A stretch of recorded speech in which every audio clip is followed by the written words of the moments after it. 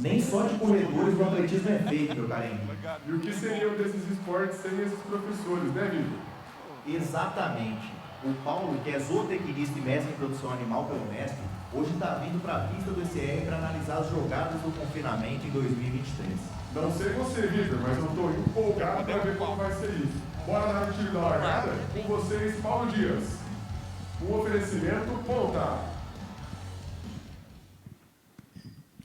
Bom dia.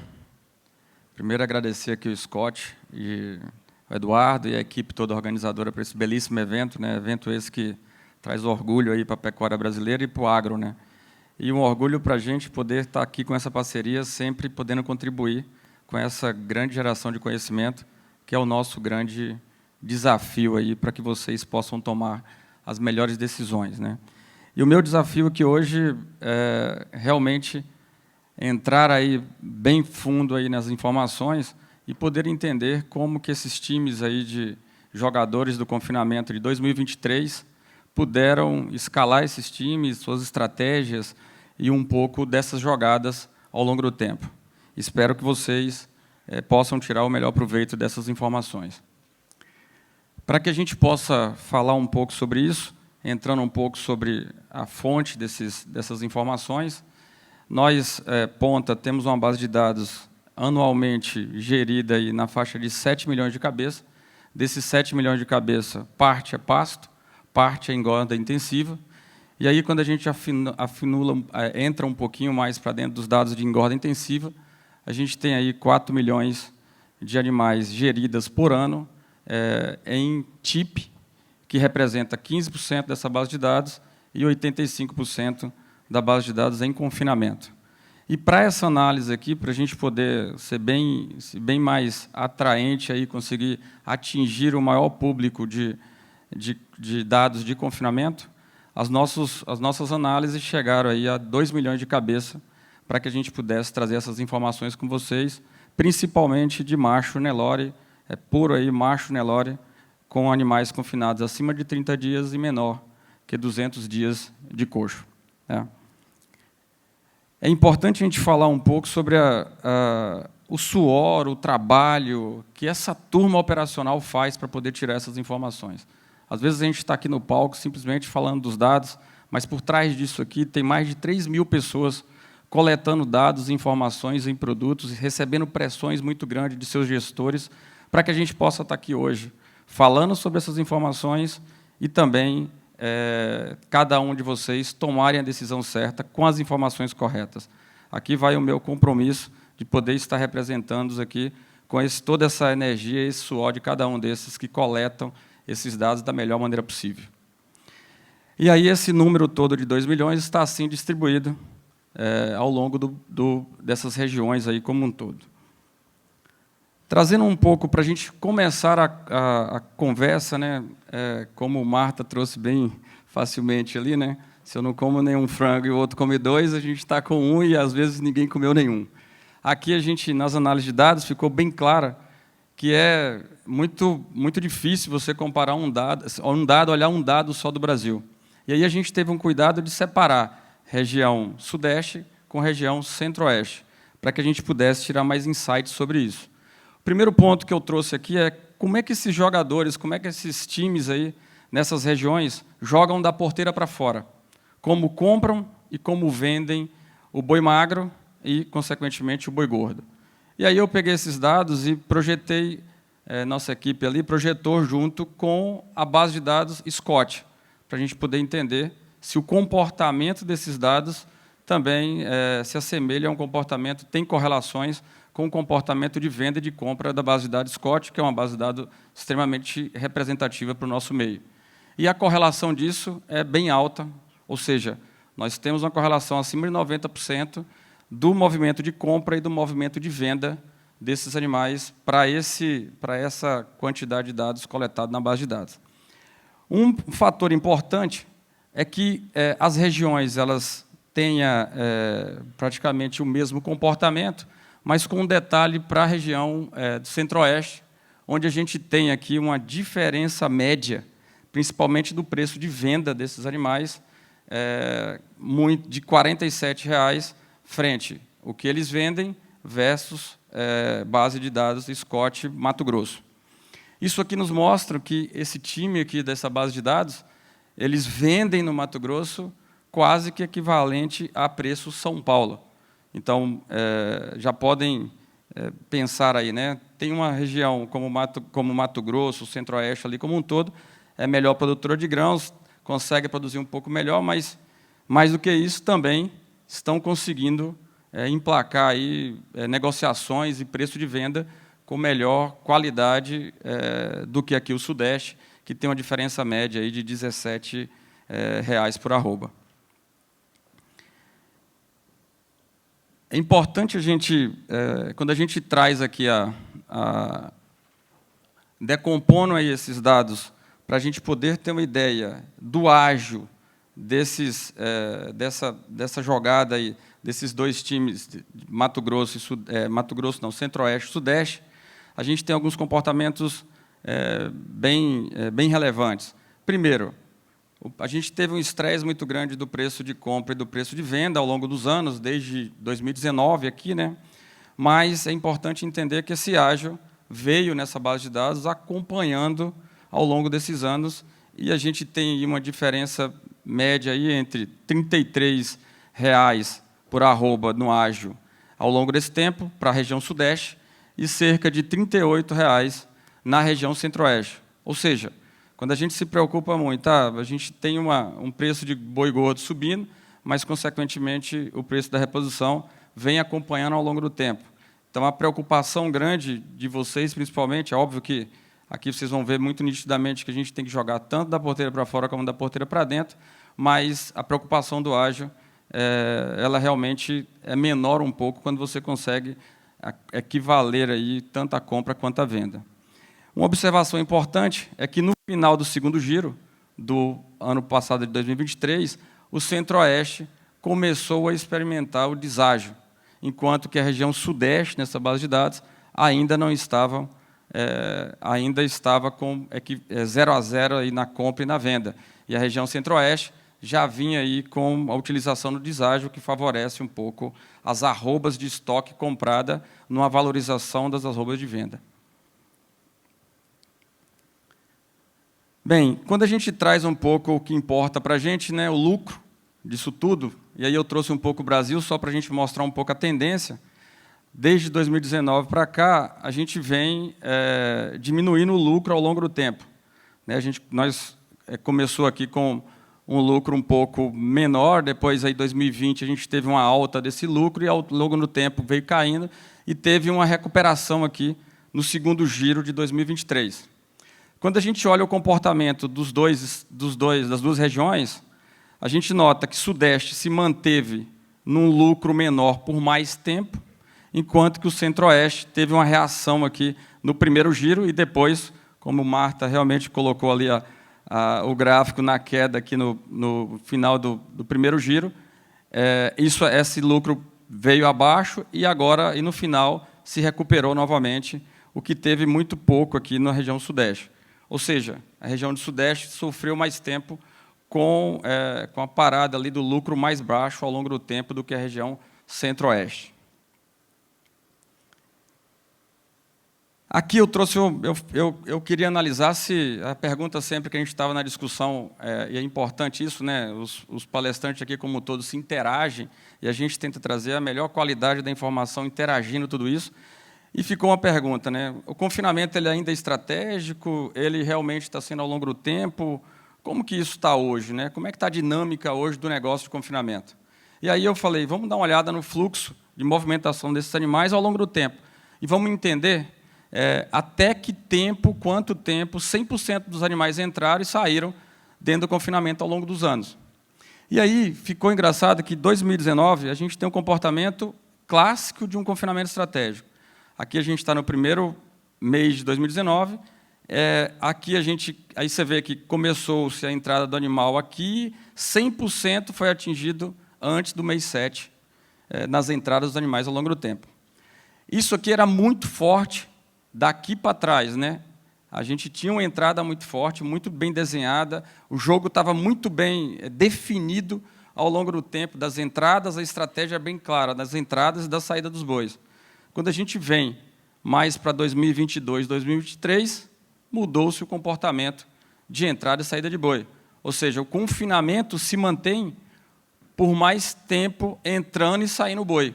Não se tem mais uma concentração muito grande de entrada clássica, depois a saída ao longo do tempo.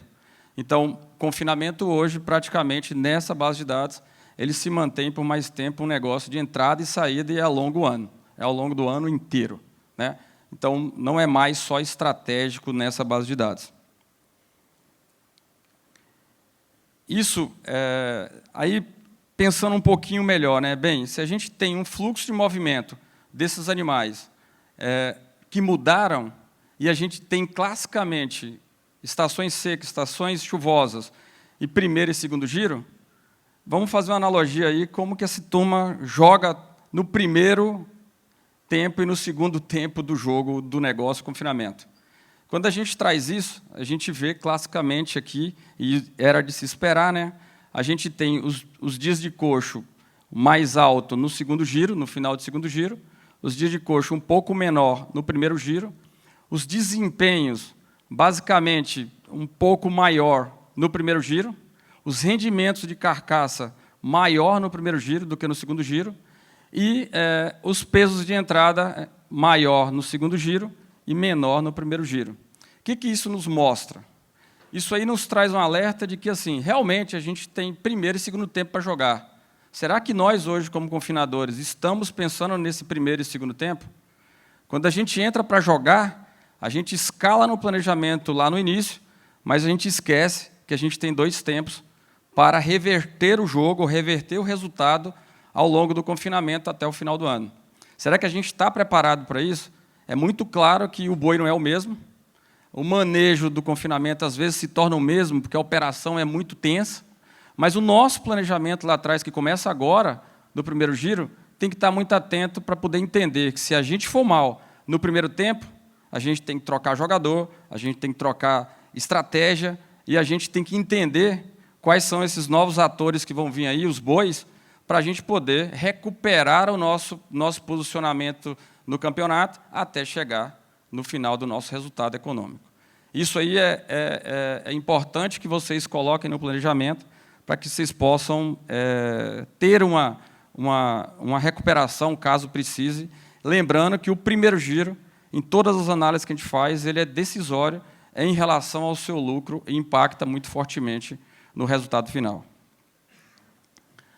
Bem, trazendo um pouco... Aí a gente falou assim, vamos colocar, então, as 2 regiões para a gente entender como que essas 2 regiões, nesses pontos de análise, aí, principalmente desses indicadores, se comportam. E a gente vê muito fortemente que, na região centro-oeste, os animais são mais leves na entrada, certo? O peso de entrada desses animais são mais leves. Os animais, peso de saída, consequentemente, também é mais leve. O ganho de peso da região centro-oeste é maior, mas, quando a gente traz para o rendimento de carcaça, a região sudeste tem uma leve diferença em relação ao centro-oeste. Ou seja, os animais, aqui a gente não conseguiu fazer essas análises, possivelmente podem ser mais novos também, que estão entrando no confinamento centro-oeste, mas os animais são mais leves, têm maior desempenho, saem mais leves, e aí o rendimento de carcaça ainda não está bem à altura do que o Sudeste faz e pratica. Ou seja, tem um espaço ali no Centro-Oeste para que possa explorar um pouquinho mais essa carcaça, como o Sudeste faz, né? Embora o desempenho ali no meio do processo seja maior do que no Sudeste. E o que realmente ocasiona um pouco desse desempenho? Aí nós entramos, né, e falamos assim, vamos dar uma olhada em como está a dieta dessas 2 regiões, né? E fica bem claro que existe uma diferença aí, principalmente na composição dessas dietas, dos alimentos utilizados para garantir a exigência nutricional desses animais em confinamento. E aqui fica a grande diferença, né? No Centro-Oeste, nós temos o uso de milho em mais de 70% nas dietas dos confinadores no Centro-Oeste. Enquanto que a gente vem para o Sudeste, é uma pulverização muito grande na tentativa de conseguir atingir a energia da exigência nutricional desses animais com diferentes alimentos. Aqui já tem um ponto de observação muito importante. Na região sudeste, quem confina tem que ser bom negociador de matéria-prima. E os consultores de nutrição têm um desafio muito grande para poder utilizar desses subprodutos, principalmente, atendendo à exigência nutricional, enquanto que na região centro-oeste você trabalha com alimentos mais nobres, sendo mais facilmente atingindo aí a exigência nutricional desses animais. E, quando a gente vai também para o volumoso, a gente ainda tem essa vantagem para o centro-oeste, que trabalha muito mais com silagem de milho, enquanto que na região sudeste o uso é maior de bagaço de cana e um pouco de silagem de milho aí contrapondo, né? Então, tentando entender um pouco o comportamento dos dois times aí, né? A gente, para o sudeste, a gente tem que ser bom negociador, bom negociador de grãos, muito mais do que o centro-oeste, e bom negociador de compra e de venda. O estresse do negócio do time do sudeste é um pouco maior do que o time do centro-oeste, no sentido a estar antenado a todos os processos produtivos ao longo do tempo. E aí desculpe um pouco a quantidade de informação, mas eu vou mostrar a vocês um pouco. Eu quis colocar os KPIs importantes que todos nós medimos dentro do confinamento, e nós fizemos uma brincadeira aí fazendo o seguinte: pegamos o lucro dessa base de dados, o lucro por cabeça, e separamos top 30 acima e top 30 abaixo. E vamos comparar nas duas regiões, dentro das principais KPIs de gestão de confinamento, como isso se comporta ao longo do tempo. E é bem legal a gente entender o seguinte: na região sudeste, a gente tem uma diferença dos top 30 cabeceira aqui, que a gente chamou, ganhando aí R$ 706 por cabeça por boi durante o ciclo do confinamento, enquanto que o fundo teve aí um prejuízo de R$ 429 por boi. É engraçado que nas discussões que a gente fica falando aqui no dia a dia, parece que o confinamento sempre foi ruim, né? Quando a gente analisa os nossos dados e a gente tira o top 30 lá e a cabeceira, a gente vê que tem algo diferente acontecendo com essa turma que está ainda no confinamento. E a nossa preocupação foi justamente tentar entender e trazer para vocês como que é a regra do jogo dessa turma, para que vocês possam tentar ou aplicar algo ou ter insights que melhoram o negócio de vocês. E na região sudeste, a gente vê claramente que tem uma diferença entre compra de reposição, entre os cabeceiras e o fundo, e venda de reposição entre a cabeceira e o fundo. Quando a gente vem para os dados zootécnica e um pouco da porteira para dentro, a gente vê que as diferenças são pequenas. Você pega aqui o custo da diária alimentar, dado relevante para a gente poder, um dos indicadores mais relevantes para a gente poder trabalhar aí dentro do confinamento, eles são praticamente iguais, os pesos de entrada e peso de saída praticamente iguais. Então, o grande diferencial dessa turma entre o cabeceiro e o fundo está na negociação da porteira para fora. A eficiência interna dessa turma praticamente se equipara. Quando você pula aqui para o Mato Grosso, ou para o Centro-Oeste, a coisa inverte. Ou seja, eu tenho só uma pequena diferença na compra, a venda se equipara, mas olha os dados da eficiência porteira para dentro. A eficiência de produção no Centro-Oeste, do cabeceira e do fundo, é o grande diferencial do negócio, para quem é bom e para quem é ruim dentro da atividade. Ou seja, se você for pegar aqui, custo alimentar tem uma discrepância, custo de produção é maior, os dias de confinamento são iguais. Ou seja, essa turma daqui sabe jogar da porteira para dentro, tanto cabeceira quanto o fundo, correto? Tendo uma diferença entre a negociação da porteira para fora na sua reposição, enquanto que o Centro-Oeste, a diferença principal está da porteira para dentro. Como aumentar de olho na eficiência de produção interna, ou seja, ser mais eficiente no custo da arroba produzida, ser mais eficiente na arroba produzida, consequentemente, o impacto final aí nos seus desempenhos e no rendimento de carcaça se equipara aí como um todo. Então, pessoal, a gente tem aí, nos dois perfis, uma diferença muito grande, que aí a gente deve pensar quando a gente está jogando, em que região você está e como está o seu negócio, para que você possa melhorar. Chegando à conclusão aqui, nas considerações finais, né, e é engraçado isso, a gente fica sempre naquela tentativa de achar uma fórmula mágica ou um número mágico para que a gente possa dominar o nosso negócio. E, na verdade, a nossa conclusão aqui é que a interação ficou maior do que o que era antes. Antes, as coisas, antes de 2019 para trás, a gente tinha um modelo de pecuária de confinamento. Hoje, a gente precisa de um perfil de empresários do boi, aí, empresários na área de engorda intensiva, que esteja antenado de tudo que circula ao redor do negócio boi, desde a porteira para fora, nas suas negociações melhores, até na sua eficiência de dentro da porteira, né? Fora do campo, não basta ser bom negociador, é preciso ser empresário. E, quando a gente fala de ser empresário, tem que estreitar o relacionamento com o cliente, fornecedor de boi, e, ao mesmo tempo, estreitar as negociações com o frigorífico. Estar melhor no campo quem tem essa habilidade de poder se estreitar um pouco mais com o pecuarista que entrega o boi para vocês e também com o frigorífico que vai abater o seu animal e compensar o seu valor como um todo. Para dentro da porteira, quem manda é a eficiência. Por mais que a gente contrate pessoas boas, que é o nosso grande desafio, que são essas pessoas que tomam a decisão e geram conhecimento, nós precisamos ser eficientes. Nós precisamos dormir sossegado que as nossas informações coletadas, elas são boas e elas são importantes, ou elas podem ser usadas a qualquer momento para a tomada de decisão. Aí a tecnologia vem com grande força para isso, mas não só a tecnologia, os processos, rever os processos e, consequentemente, os caminhos da sua tomada de decisão.